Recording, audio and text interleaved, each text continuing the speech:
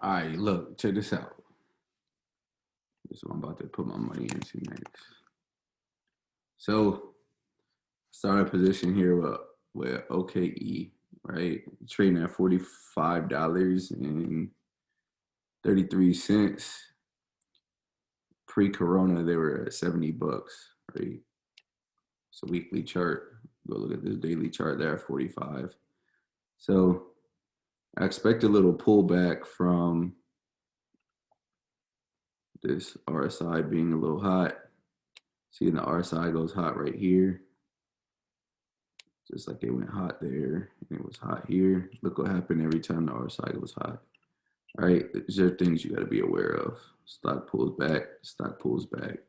Hot RSI, hot RSI. And then again here, hot RSI.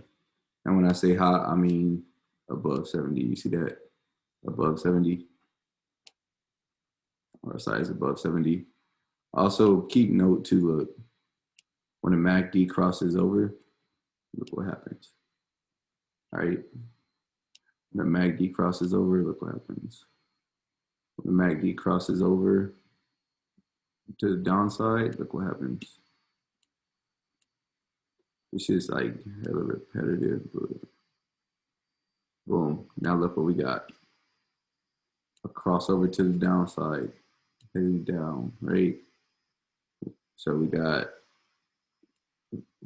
RSI tag 70, RSI kind of tag 70. Right now it's going, it's cooling off a little bit.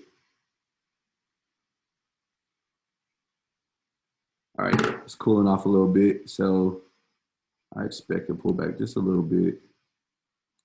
Nothing too crazy. Expect a little pullback. Right, so $45, man. And then I believe this thing's going to 70. Right back to 70 where it was pre-COVID. So pre-COVID, look how they were trading. Also, you come over here to go look at Google. Let's see.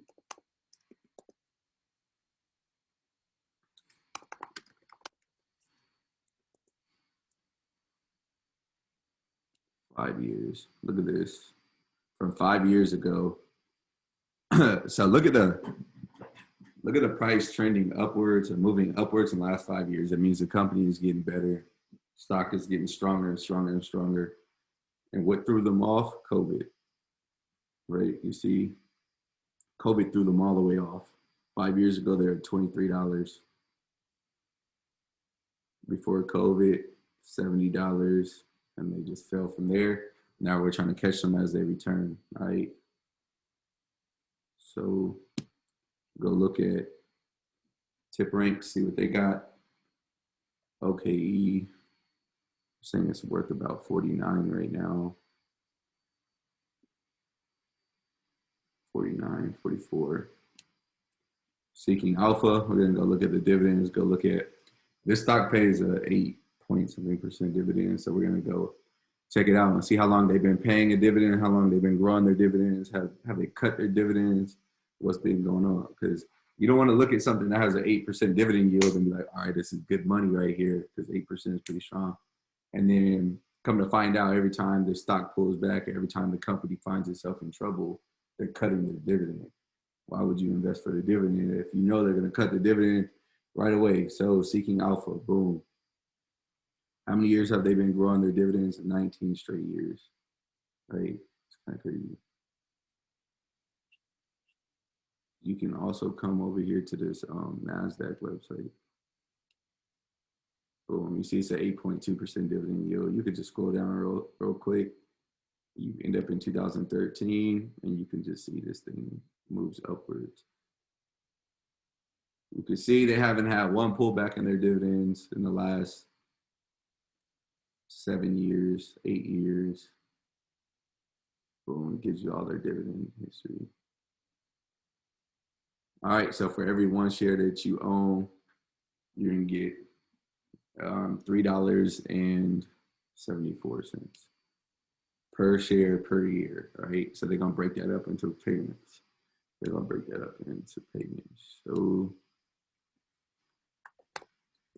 this is what that means, y'all.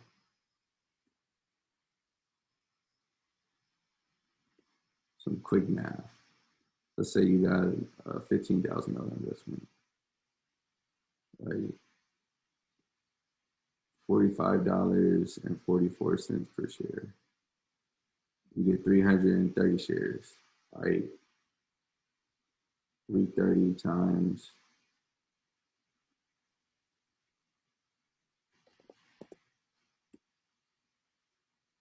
330 times $3.74 per year. Boom, you end up with $1,200 per year just from the dividend. All right, just from the dividend alone. This doesn't include the stock price, the movement of the stock price, right? So we know we got some room to run. So we're gonna grab some growth. I'm gonna grab some growth out of here. So if we're buying here 45 and it gets back to $70. We're looking at a 50+% return, and we're gonna collect 8% every year from the dividend, right? So that's how I'm looking at this. Also, you can go to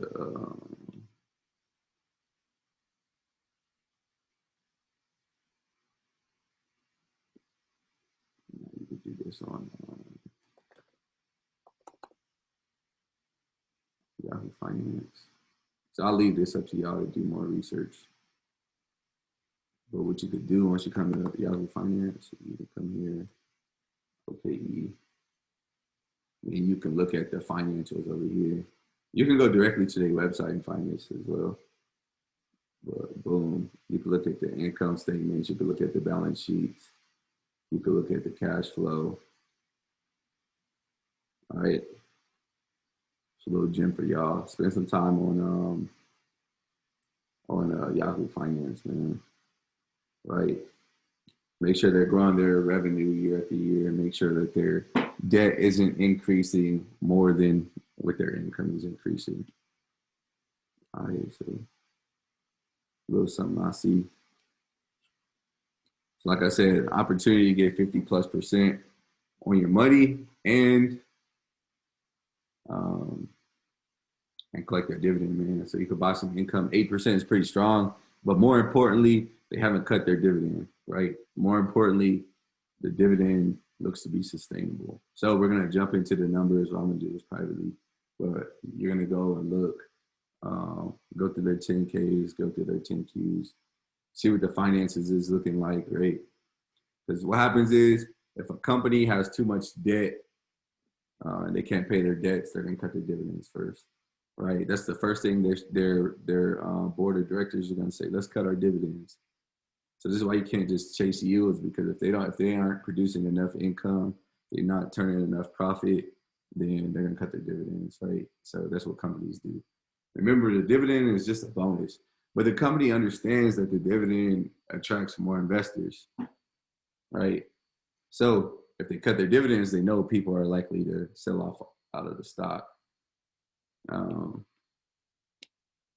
But if that's how they got to pay off their debts, if that's how they got to keep the company afloat, they might pause, suspend. A company will pause or suspend or cut their dividends so they could actually make payments on their debts, or that they can pay their payroll or pay for their leases, pay for whatever that they need to pay for. But I'm liking this so far. Now, a lot of people like to ask, how long will this take to play out? How long will you think it's going to take to go from $45 to $70? I don't fucking know, bro. I don't know, right? It could take a year, or it could happen in 6 months, or it could happen in 3 years. I don't know. I'm willing to wait on it, right? But look, even more importantly, look how much room I've already missed out on. If I was looking at this in September, when it was $24, look what kind of returns I've had. Right. So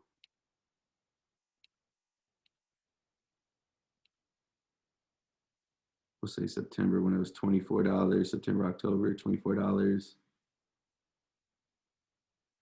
So $70, 180. Imagine 182% return and you're collecting money every single year. That's nuts, right? So yeah, I'll run y'all through tip ranks. You can see what the analysts say. Seeking Alpha, you could find articles, you could find all types of stuff on Seeking Alpha.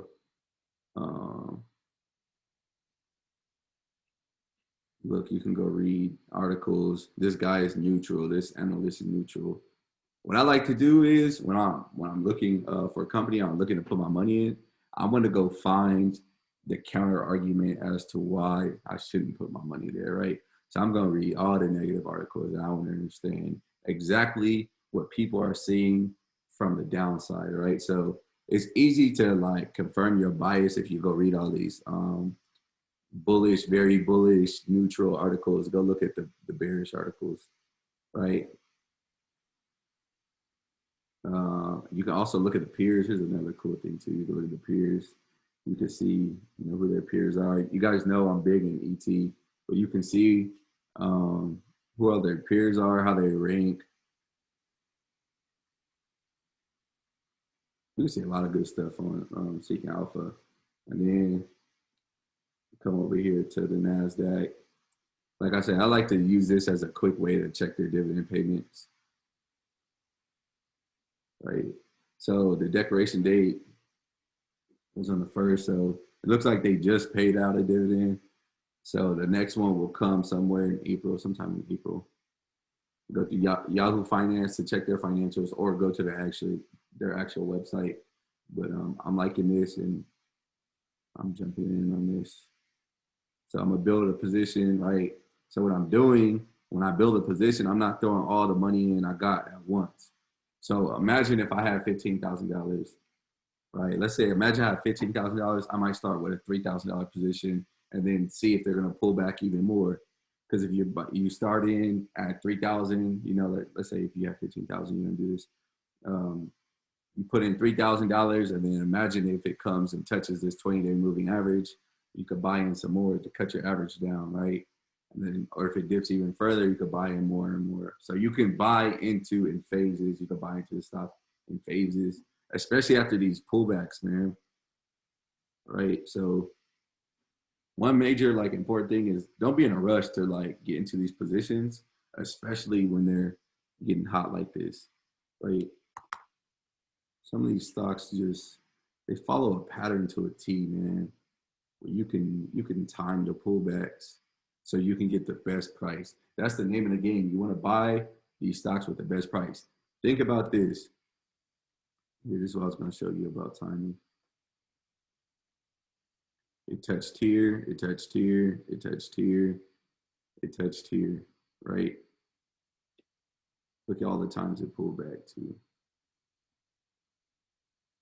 It pulled back here, it pulled back here, it pulled back here too, it pulled back here. So what do you think's coming next for ET? Right? That's what I mean. You can kind of time these things, man. All right. But going back to OKE.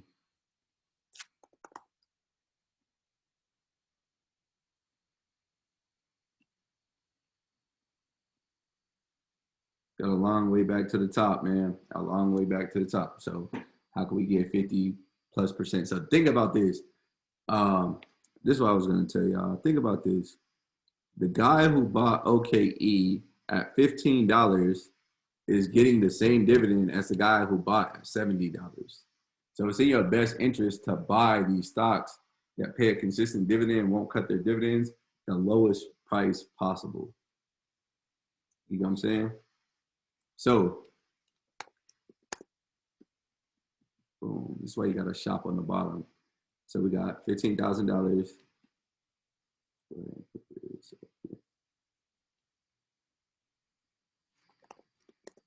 So imagine you got $15,000, and then this person buys it. Oh, it was 330. You guys remember from earlier. So this dude that gets 330 shares, and he gets $3.74 per share. right? He gets $1,200 per year. The guy who bought this same stock at $20, let's say at $20, and he spent 15,000. He spends 15,000. He buys these shares for 20 bucks a piece. He has 750 shares, and he gets the same exact dividend, right? He gets the same exact dividend. So one guy spent 15K and he's getting 1,200 a year.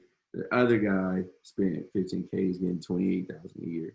That's why you're looking to buy these companies at the bottom. You want to buy them when nobody has them, right? But you have to think a third guy probably owned OKC at $70.